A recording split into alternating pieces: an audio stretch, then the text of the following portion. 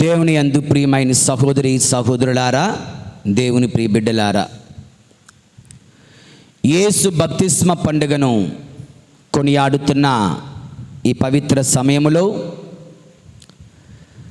మీ అందరికీ బప్తిస్మ పండుగ శుభాకాంక్షలను తెలియచేస్తూ ఉన్నాను.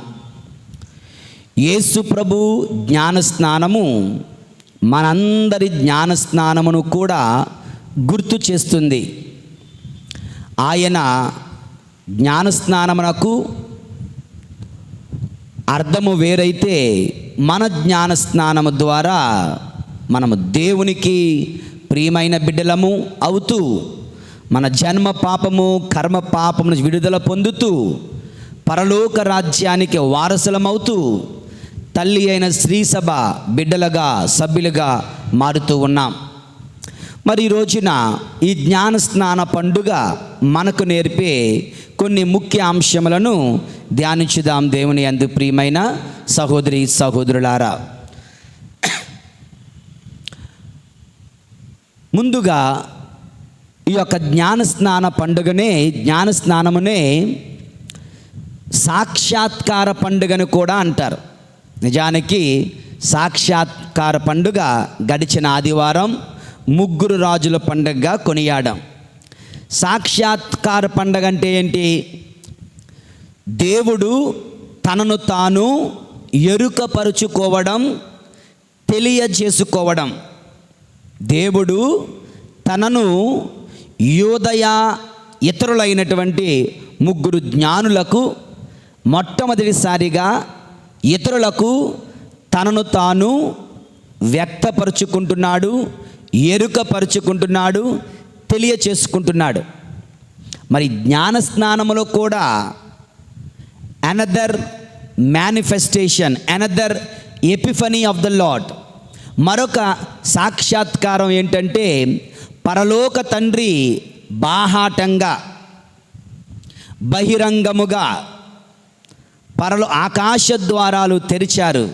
ఆకాశము తెరవబడగా పావుర రూపమున ప్రభుపై పరిశుద్ధాత్మ దేవుడు శక్తితో దిగి వస్తూ ఉన్నాడు. దివ్యవాణి పలుకుతూ ఉంది, ఈయన నా ప్రియమైన కుమారుడు, ఈయన గురించి నేను ఆనందించుచున్నాను అంటూ పితా పుత్ర పవిత్రాత్మ త్రియేక దైవం ప్రజలందరికీ కూడా తెలియపరుచుకుంటున్నారు. దేవుని యందు ప్రియులారా, కనుక దీనిని కూడా మరొక సాక్షాత్కార పండగ అని చెప్పొచ్చు. అప్పటి వరకు త్రియేక దైవం బహుశా ఒకే సమయంలో ఒకే సందర్భంలో ప్రజలందరికీ ఎక్కడా కనబడలేదు. మంగళవార్త చెప్పేటప్పుడు త్రియేక దైవం ఉన్నారు. తండ్రి గాబ్రియేలు దూతను పంపాడు. పుత్రుడు తల్లి మరియమ్మ గర్భములో ప్రవేశిస్తున్నారు. పరిశుద్ధాత్మ దేవుడు తల్లి మరియమ్మను ఆవరిస్తూ ఉన్నారు. కానీ అప్పుడు ఎవరికి తెలియదు. అదంతా చాలా సీక్రెట్గా సైలెంట్గా జరిగింది. కానీ యేసు ప్రభు జ్ఞానస్నాన పండగ రోజున మేబీ ద ఫస్ట్ టైం త్రియేక దైవం ప్రజలందరికీ కూడా వ్యక్తపరుచుకుంటున్నారు. తండ్రి నా ప్రియమైన కుమారుడు అంటున్నారు. కుమారుడు తండ్రికి విధేయిస్తూ ఉన్నాడు. ఆత్మదేవుడు కుమారునిపై దిగి వస్తూ ఉన్నాడు. దేవుని యందు ప్రియమైన సహోదరి సహోదరులారా, సువార్తల్లో మత్తయి, మార్కు, లూకా, యోహాను 4 శుభవార్తల్లో కూడా ఈ యొక్క జ్ఞానస్నాన సంగతిని మనము చదువుతూ ఉన్నాం. దేవుని యందు ప్రియులారా, ఈ యొక్క జ్ఞానస్నాన పండుగ రోజునే పరలోక తండ్రి నీవు నా కుమారుడివి అంటూ అటు యేసయ్యకు ధైర్యాన్ని ఇస్తున్నాడు, ప్రజలకు సాక్ష్యం పలుకుతూ ఉన్నాడు. ఈ జ్ఞానస్నాన పండుగ రోజునే యేసు ప్రభు తనను తాను నరులతో నరుడిగా, మానవులతో మానవుడిగా, అందరిలో ఒకడిగా, అందరితో ఒకడిగా ఆయన ఐడెంటిఫికేషన్, తను తాను తగ్గించుకుంటూ ఉన్నారు. దేవుని యందు ప్రియులారా, తండ్రి ఆమోదమును పొంది ఉన్నారు. ఇదంతా కూడా జ్ఞానస్నాన సాంగ్యములో ఇమిడి ఉన్నాయి. మరి ఈ రోజున మన ధ్యానాంశము కొరకు జూయిష్ బ్యాప్టిజం, క్రిస్టియన్ బ్యాప్టిజం, ఈ రెండిటిని కూడా ఒకసారి పోల్చి చూద్దాం. యూదులు అనుసరించిన జ్ఞానస్నాన పద్ధతి ఏమిటి, ఇప్పుడు క్రైస్తవులుగా మనము అనుసరిస్తున్నటువంటి జ్ఞానస్నాన పద్ధతి ఏమిటి? యోధా మతములో ఎవరైనా యోధా మతానికి రావాలి అంటే వారు, లేదంటే యోధా మతము నుండి క్రైస్తవుడిగా మారాలంటే ఏ జూవిష్ క్రిస్టియన్ అంటారు. యోధా మతము వాడు క్రైస్తవుడిగా మారాలంటే వాడు చేయాల్సినవి 3 స్టేజెస్ దాటాలి. Stage 1, stage 2, stage 3. స్టేజ్ 1 ఏంటో తెలుసా? జ్ఞానస్నానం పొందే వ్యక్తి అంట, దేవుని యందు ప్రియులారా, దేవునికి ఒక కానుక తీసుకొని రావాలంట. 2 జతల గువ్వలైనా, ఒక గొర్రె పిల్ల అయినా, ఒక మేక పిల్లనైనా దేవునికి తన యొక్క వ్యయము, తన డబ్బులు ఖర్చు పెట్టి, తన సంపాదనలో కొంచెము ఖర్చు పెట్టి దేవునికి కానుకను తీసుకొని వచ్చి దేవునికి కానుక ఇవ్వాలంటే దేవుని యందు ప్రియమైన సహోదరి సహోదరులారా, అంటే దే హ్యావ్ టు సాక్రిఫైస్. వారు త్యాగము చేయాలి. వారు వారి యొక్క బహుశా డబ్బులు ఖర్చు పెట్టాలి. వారు ఈ విధంగా బలికి సిద్ధపడాలి దేవుని యందు ప్రియుల. ఇది మొట్టమొదటి స్టేజ్. అదైన తర్వాత సర్కంసిషన్ అనగా శరీరములో ఒక వంతు భాగమును కత్తితో కట్ చేసి రక్తాన్ని చిందించాలి. సర్కంసిజన్ పెయిన్, బాధను స్వీకరించాలి, నొప్పిని భరించాలి, రక్తాన్ని చిందించాలంట. స్టేజ్ 3 వస్త్రాలను విప్పి నీటిలోనికి పూర్తిగా మునుగుతూ అందరి ముందు తగ్గింపు, హ్యూమిలిటీ, వినయాత్ముడు కావాలి. తన యొక్క వస్త్రాలను చింపి తీసివేసి నీటిలోనికి దిగాలంటే దేవుని యందు ప్రియులారా. ఈ 3 అయితే ఆయన జ్ఞానస్నానం పొందినట్లుగా వారు గుర్తించేవారట. మరి ఇవన్నీ కూడా క్రిస్టియన్ బ్యాప్టిజంలో లేకపోవచ్చు బహిరంగంగా, కానీ ఇంతకు మించిన ఆలోచనలు అంతర్గతంగా దాగి ఉన్నాయి.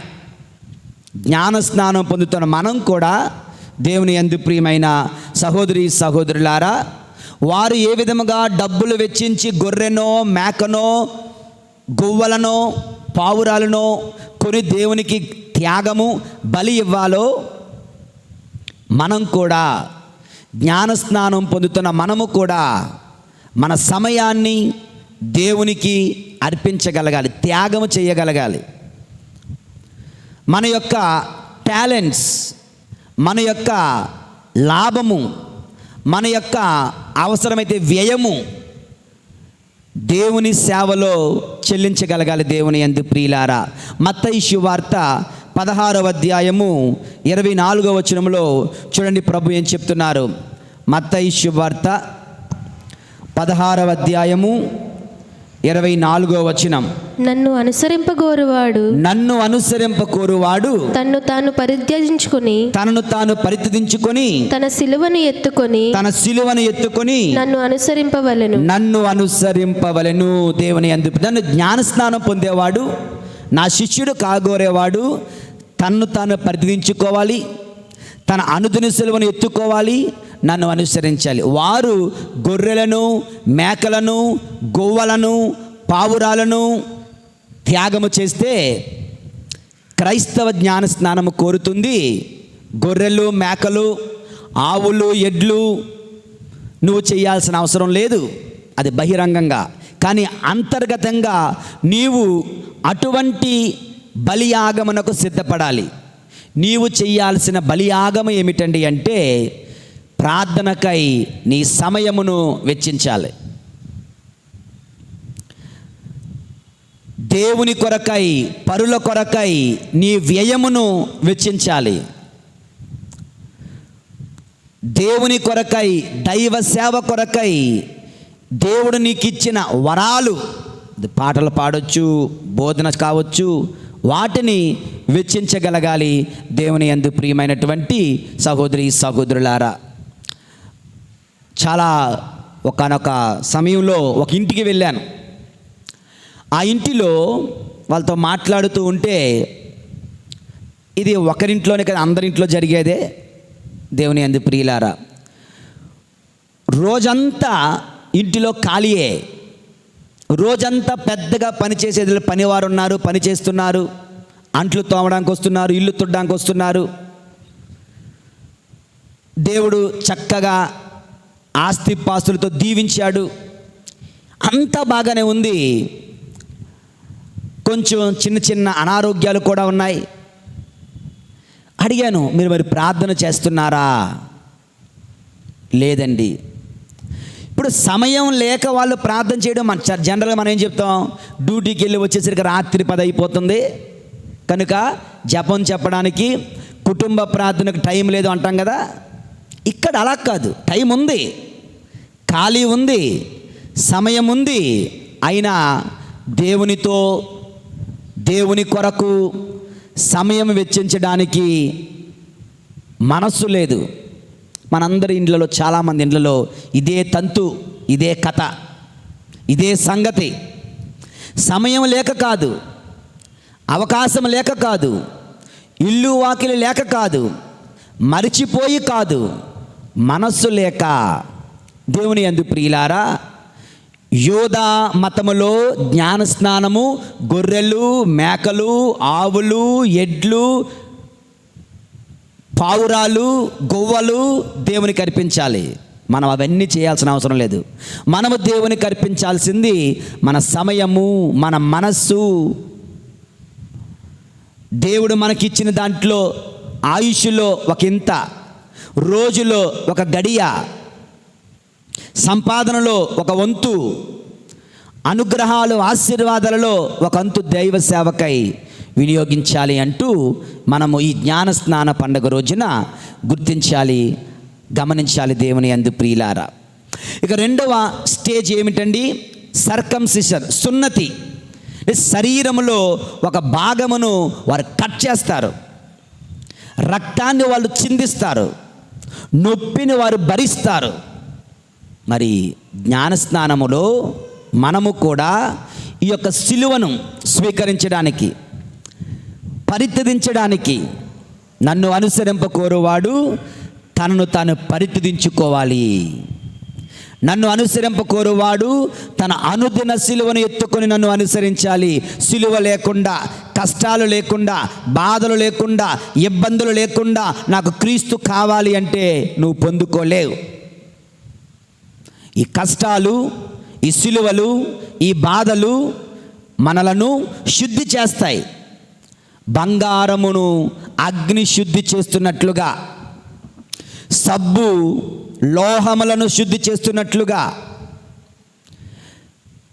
ఈ కష్టాలు, ఈ శ్రమలు, ఈ సిలువలు నీ విశ్వాసమును, నీ ఆత్మీయ జీవితాన్ని శుద్ధి చేస్తున్నాయి. దేవుని యందు ప్రియులారా, పునీత పేట్రిక్ అనే బిషప్ గారు 5వ శతాబ్దంలో ఉండేవారు. బిషప్ ఆఫ్ ఐర్లాండ్, ఐర్లాండ్ దేశానికి ఈయన బిషప్ గారట 5వ శతాబ్దంలో. ఈయన ఒక రోజున మున్స్టర్ అనే ఒకనొక రాజ్యంలోకి వెళ్ళారు. అక్కడ దేవుని సువార్తను ప్రకటిస్తూ ఉండగా ఆ నోట ఈ నోట రాజుగారికి కూడా యేసు ప్రభు గురించి తెలుసుకున్నాడు.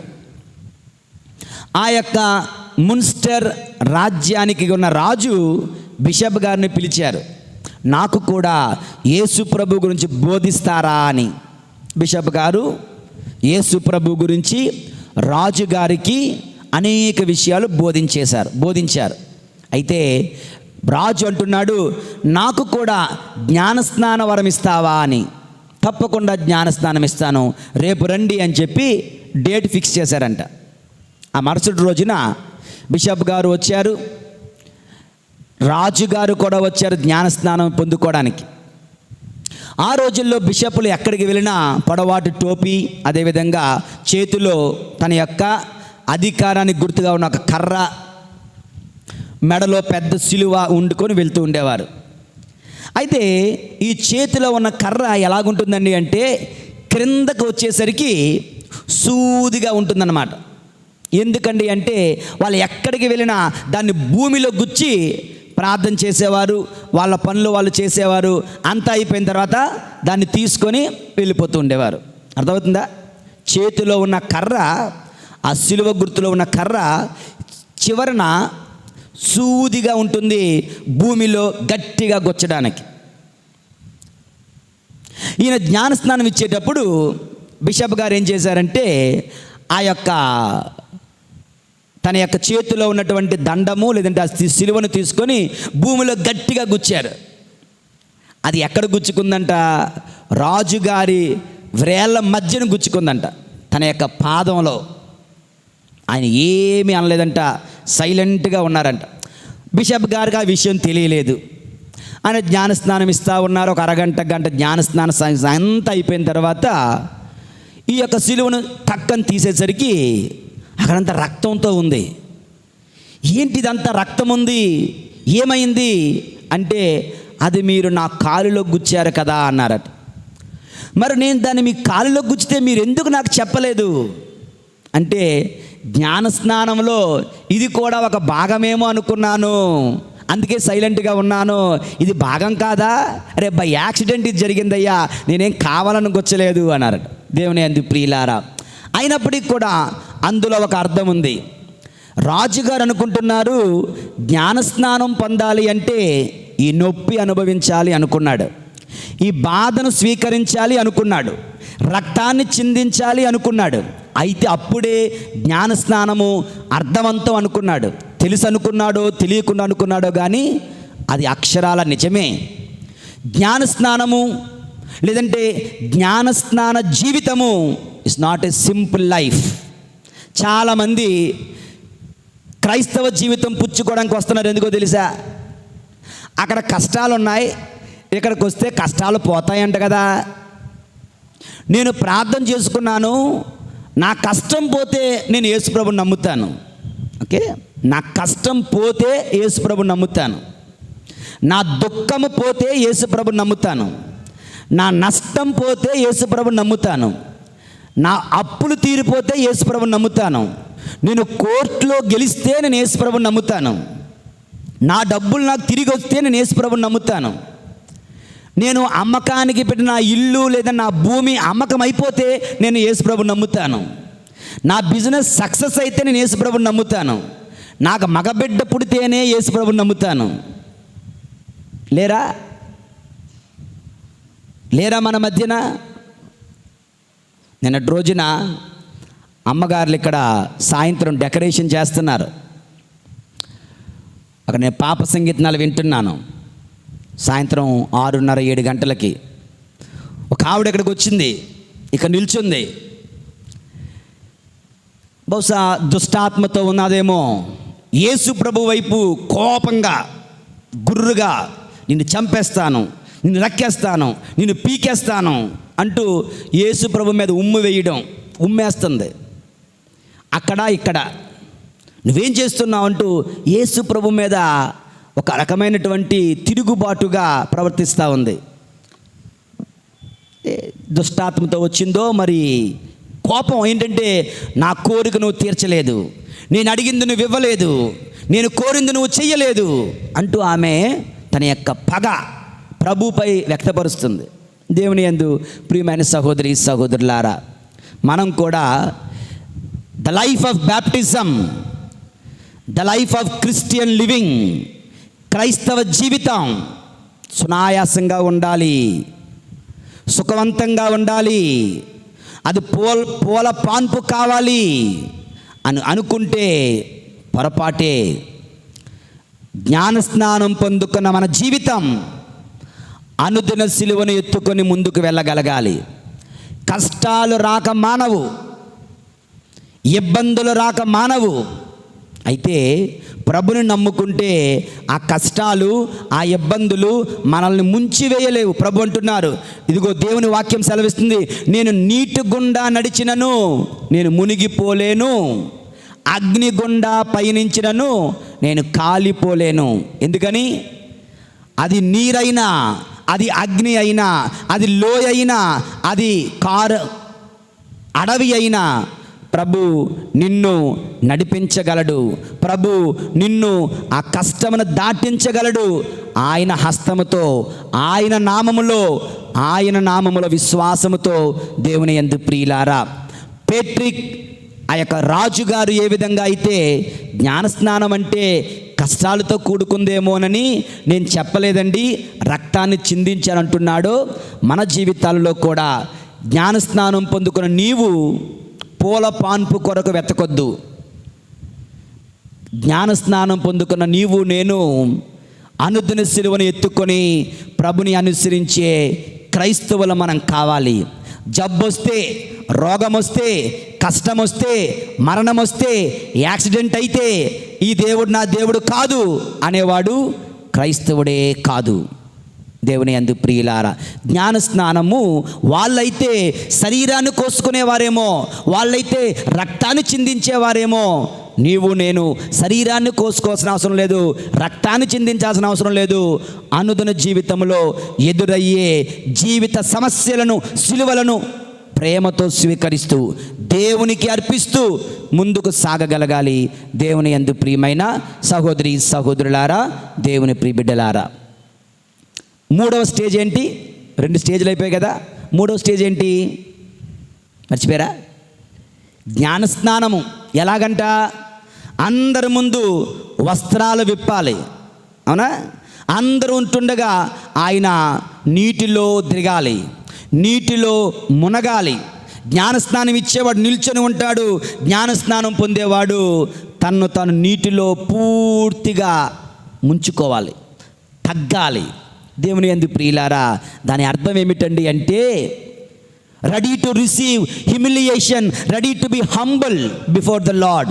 దేవుని ముందట తగ్గింపు జీవితం, దేవుని ముందట వినయాత్ముడుగా ఉండడం, దేవుని సన్నిధిలో సంపూర్తిగా తమను తాము తగ్గించుకోవడం. దేవుని యందు ప్రియులారా, పేతురు గారు రాసిన మొదటి లేఖ 5వ అధ్యాయము 6వ వచనం చదవండి చూద్దాం. పేతురు గారు రాసిన మొదటి లేఖ 5వ అధ్యాయము 6వ వచనం. శక్తివంతమైన దేవుని హస్తమునకు వినమ్రులు కండు, యుక్త సమయమున ఆయన మిమ్ము ఉద్ధరించును. ప్రభు అంటున్నారు, శక్తివంతమైన దేవుని హస్తమునకు వినమ్రులు కండు. ఇప్పుడు అందరి ముందు బట్టలు విప్పడం అంటే ఎంత హ్యూమిలియేషన్, అందరి ముందు తగ్గించుకోవడం అంటే ఎంత కష్టం. దేవుని యందు ప్రియులారా, ఈ రోజున క్రైస్తవ జ్ఞానస్నానంలో ఇటువంటిదేమీ లేదు. నువ్వు మోకరించాల్సిన అవసరం లేదు, నువ్వు ఒంగోల్సిన అవసరం లేదు, నువ్వు మునగాల్సిన అవసరం లేదు, ఏం చేయాల్సిన అవసరం లేదు. బయటికి ఇవన్నీ లేవు, కానీ అంతర్గతంగా ఆత్మీయ జీవితంలో నిన్ను నీవు దేవుని శక్తివంతమైన హస్తమునకు వినమ్రుడు కావాలి. దేవునితో పోరాడే, దేవునికి వ్యతిరేకముగా జీవించే, దేవునిపై తిరుగుబాటు చేసే వ్యక్తివి నీవు నేను కారాదు అంటూ జ్ఞానస్నానము మనకు గుర్తు చేస్తుంది. దేవుని యందు ప్రియులారా, embracing A life of humility and embracing A life of total dependence on God. సంపూర్ణమైన వినమ్రత జీవితం, సంపూర్ణముగా దేవునిపై ఆధారపడే జీవితమే బప్తిస్మ జీవితం. 3 అంశాలు ధ్యానం చేశాం.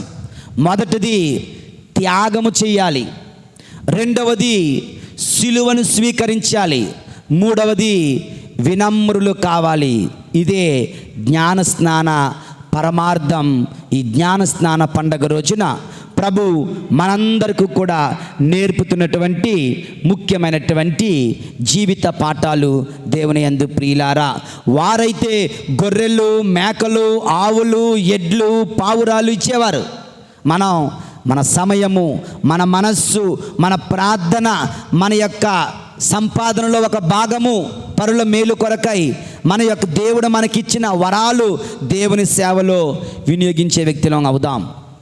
వాళ్ళైతే సున్నతి చేసుకొని శరీరంలో ఒక భాగాన్ని కట్ చేసుకొని రక్తాన్ని చిందించి నొప్పిని అనుభవించేవారు. నువ్వు ఏం చేయాల్సిన అవసరం లేదు. మనము సిలువను స్వీకరిస్తూ, సిలువ శ్రమలు స్వీకరిస్తూ, మన అనుదిన జీవితంలో ఎదురయ్యే చిన్న చిటిక కుటుంబ ఇబ్బందులు, కుటుంబ సమస్యలు, ఉద్యోగంలో వచ్చే సమస్యలను ప్రేమతో స్వీకరిస్తూ, దేవునికి అర్పిస్తూ, వాటిని జయించే విధంగా మనం ముందుకు సాగాలి. వారైతే నీటిలో మునిగేవారు, అందరి ముందు అటువంటి హ్యూమిలియేషన్కి సిద్ధపడేవారు. మనం ఏం చేయాల్సిన అవసరం లేదు. కానీ దేవుని శక్తివంతమైన హస్తమునకు వినమ్రులై జీవించడానికి మనం ప్రయత్నం చేద్దాం. దేవుని యందు ప్రియమైన సహోదరి సహోదరులారా, ఇంకా క్రైస్తవ కథోలిక జ్ఞానస్నాన సాంగ్యములో మరొక 5 ఉన్నాయి. Baptismal water, baptismal garment, baptismal candle, oil of anointing, the godparents. ఈ 5 విషయాలు ఒక్కొక్క మాటలో పూర్తి వివరంగా ప్రబోధిద్దాం అనుకుంటున్నాను. కానీ ఒక్కొక్క మాటలో మనం నేర్చుకోవడానికి ప్రయత్నం చేద్దాం. గురువు బిడ్డ పైన జ్ఞానస్నాన జలాలు పోస్తాడు. అవునా? పలానా వ్యక్తి పేరు చెప్పి, ఇదిగో ఏం పేరు, గగన్ పేరు చెప్దామా? గగన్, పితా పుత్ర పవిత్రాత్మ నామమున నేను నీకు జ్ఞానస్నానం ఇచ్చుచున్నాను అంట. ఈ నీరు ఏమి గుర్తు చేస్తుందో తెలుసా? మొట్టమొదటిది నోవా జలప్రళయం, రెండవది ఎర్ర సముద్రమును దాటుట, మూడవది బండరాతి నుండి నీరు ప్రవహించుట, నాలుగవది నామాను కుష్టము. ఎన్నిటిలో నీరుంది. నోవా జలప్రళయం గొప్ప నీరు వారిని ముంచేస్తుంది. నోవా మాత్రం రక్షించబడ్డాడు. పాపము అనే ఈ యొక్క జలప్రళయం మనల్ని ముంచేస్తుంటే జ్ఞానస్నాన జలాలు నిన్ను కాపాడతాయి. ఎర్ర సముద్రం దేవుని చేరడానికి అడ్డంగా ఉంటే జ్ఞానస్నానము ఎర్ర సముద్రాన్ని 2 పాయలుగా చీల్చి దేవుని వాగ్దాన భూమి పరలోక రాజ్యం చేరడానికి నీకు రహదారిని ఏర్పరుస్తుంది. బండరాతి నుండి నీరు ప్రవహించినట్లుగా క్రీస్తు అనగా రాయి, ఆ రాతి నుండి జీవ జలము ప్రవహిస్తూ ఉంది. సమరయ స్త్రీతో ప్రభు అంటున్నారు కదా, జీవజలము ప్రవహించును. నిన్ను ఎవరు నీరు అడుగుతున్నారో నువ్వు తెలిసినట్లయితే నువ్వే ఆయనను జీవజలం అడిగి ఉండేది వాడదానవు అంటున్నారు. జీవజలము మనకిచ్చే ప్రభు దేవుని యందు ప్రియులారా. కుష్ఠరోగముతో నామాను ఉంటే ఎలీషా ప్రవక్త అంటున్నాడు, ఆ నదిలో 7 సార్లు స్నానం చేయి. 7 సార్లు స్నానం చేయగా కుష్ఠమంతా పోయి శరీరము పసిబాలుడి శరీరములాగా తలతల మెరుస్తూ ఉందంట. పాపమనే కుష్ఠరోగము మనల్ని పాడు చేస్తుండగా జ్ఞానస్నానము ద్వారా పాపము తొలగిపోయి నీవు మరలా దేవునికి పరిశుద్ధుడిగా మారుతూ ఉన్నావు. ఇవన్నీ కూడా మన యొక్క కథోలిక జ్ఞానస్నానములో నీరు పోస్తున్నారు చూడు, ఇవన్నీ అందులో ఇమిడి ఉన్నాయి. దేవుని యందు ప్రియులారా, జ్ఞానస్నానము ద్వారా పరిశుద్ధులమవుతూ ఉన్నాం. 2, ఒక వస్త్రాన్ని ఇచ్చి, ఇదిగో ప్రియమైన సహోదరుడా, నూతన క్రైస్తవులారా, బిడ్డలారా, ఈ యొక్క తెల్లని వస్త్రమును స్వీకరించండి. ఇది ఎంత తెల్లగా ఉందో నీ హృదయం అంత తెల్లగా ఉంది. ప్రభుని చేరేంత వరకు ఈ యొక్క వస్త్రము వలె నీ ఆత్మను తెల్లగా పవిత్రంగా ఉంచుకో. సువార్తల్లో మనం చూస్తున్నాం కదా, దేవుని యందు ప్రియులారా, ఒక వ్యక్తి వివాహ వస్త్రం లేకుండా విందుకు వస్తే రాజు వచ్చి అంటున్నాడు, అయ్యా వివాహ వస్త్రం లేకుండా ఎందుకు వచ్చావు? అడే చేశాడు, మాట్లాడా? నోరు మూసుకొని ఉన్నాడు. తప్పు చేసేవాడు నోరు మూసుకునే కదా ఉంటాడు. నోరు మూసుకొని ఉన్నాడు. ఇతని కాళ్ళు చేతులు కట్టివేసి ఏమన్నారు? చీకటి గదిలో పడేయండి. అక్కడ ఏం చేస్తాడు? ఏడ్చుచు పండ్లు కొరుక్కుంటూ జీవితాంతం గడుపుతాడు. ఆ వివాహ వస్త్రమే జ్ఞానస్నానము. ఆ హృదయ శుద్ధి జ్ఞానస్నానం మనకు ఒసగుతుంది దేవుని యందు ప్రియులారా. మూడవది క్యాండల్, బ్యాప్టిజమల్ క్యాండల్. క్రొవ్వొత్తు నీకు ఇస్తున్నారు, నేనే లోకమునకు జ్యోతి అంటున్న ప్రభు జ్ఞానస్నానము ద్వారా నీ హృదయములో విశ్వాస జ్యోతిని ప్రభు రగిలిస్తున్నారు. దీపము ఆరిపోకూడదు. 10 మంది కన్యలు చూస్తున్నారు కదా, 5 కన్యలు వారి దీపాలు వెలుగుతూ ఉండేలాగున్నారు. మరొక 5 కన్యలు అవివేకవతులు, వారి దీపాలు కాగడాలు ఆరిపోయాయి. ప్రభు ఆరిపోయిన వారి యొక్కను తన యొక్క వివాహ విందుకు తీసుకొని వెళ్ళలేదు. ఎవరైతే వారి దీపాలతో కాగడాలతో సిద్ధంగా ఉన్నారో వాళ్ళను వివాహ విందులోనికి తీసుకొని వెళ్ళారు. ఎవరి జీవితంలో విశ్వాస జ్యోతులు ఆరిపోతున్నాయో వారు ప్రభుని విందులోనికి, ప్రభుని ఉత్సవములోనికి, ప్రభుని ఆనందములోనికి ప్రవేశించలేరు. ఎవరి జీవితంలో అయితే జ్ఞానస్నానములో పొందుకున్న ఆ విశ్వాస జ్యోతి ఎల్లకాలము నిరంతరము వెలుగొందుతూ ఉంటుందో వారు ఆ పరలోక ఆనందమును పొందుకోగలుగుతారు. పరలోక విందులోనికి, మహోత్సవంలోనికి అడుగు పెట్టగలుగుతారు దేవుని యందు ప్రియులారా. 4వది ఆయిల్ ఆఫ్ అనాయింటింగ్, క్రిస్మా తైలము. క్రిసం అనగా పరిశుద్ధాత్మ. పరిశుద్ధాత్మతో అభిషేకం ఆ చిన్నారి బిడ్డ పొందుతూ ఉన్నాడు జ్ఞానస్నాన సమయంలో. అనగా నీవు క్రీస్తులో ఒకడబవుతున్నావు, నీవు అభిషిక్తుడవుతున్నావు. క్రీస్తు రాచరికములో, క్రీస్తు ప్రవక్త హోదాలో, క్రీస్తు యాజకత్వములో నీవు కూడా భాగస్థుడు అవుతున్నావు. మీరు పవిత్ర జనమని, రాచరిక గురుకులమని, దేవుని సొంత ప్రజలని మరిచిపోవద్దు అంటున్నాడు భక్తుడైన పేతురు దేవుని యందు ప్రియులారా. జ్ఞానస్నానములో మనము రాచరిక గురుకులమవుతున్నాం, దేవుని సొంత ప్రజలమవుతూ ఉన్నాం. ఇక ఆఖరిగా గాడ్ పేరెంట్స్, జ్ఞాన తల్లిదండ్రులు. శరీరముకు తల్లిదండ్రులు వేరే, ఆత్మీయ జీవితానికి తల్లిదండ్రులు వేరే. ఆ జ్ఞాన తల్లిదండ్రులు ప్రపంచవ్యాప్తముగా ఉన్న స్త్రీ సభకు గుర్తుగా ఉన్నారు. స్త్రీ సభ వాళ్ళను ఆహ్వానిస్తున్నట్లుగా జ్ఞాన తల్లిదండ్రులు ఆ బిడ్డలను స్వీకరిస్తూ ఉన్నారు. మేమందరం నీతో ఉన్నాం, మాతో పాటు నీవు కూడా దేవుని బాటలు నడు, పరలోకం చేరుదామంటూ జ్ఞాన తల్లిదండ్రులు ఆ బిడ్డలను తీసుకొని ప్రభునికి అర్పిస్తూ ఉంటారు దేవుని యందు ప్రియులారా. ఇవన్నీ కూడా కథోలిక జ్ఞాన స్నానములో ఇమిడి ఉన్నాయి. కనుక ఈ జ్ఞానస్నానం పొందిన మనం పరిశుద్ధులము. జ్ఞానస్నానం పొందిన మనం తెల్లని వస్త్రము పాడైపోకుండా కాపాడుకున్నట్లుగా మన పరిశుద్ధత, మన పవిత్రత పాడైపోకుండా కాపాడుకోవాలి. జ్ఞానస్నానం పొందుకున్న మనం విశ్వాస జ్యోతి ఆరిపోకుండా చూసుకోవాలి. జ్ఞానస్నానం పొందుకున్న మనం క్రీస్తు యాజకత్వములో, రాచరికములో, ప్రవక్త సేవలో పాలు పంచుకోవాలి.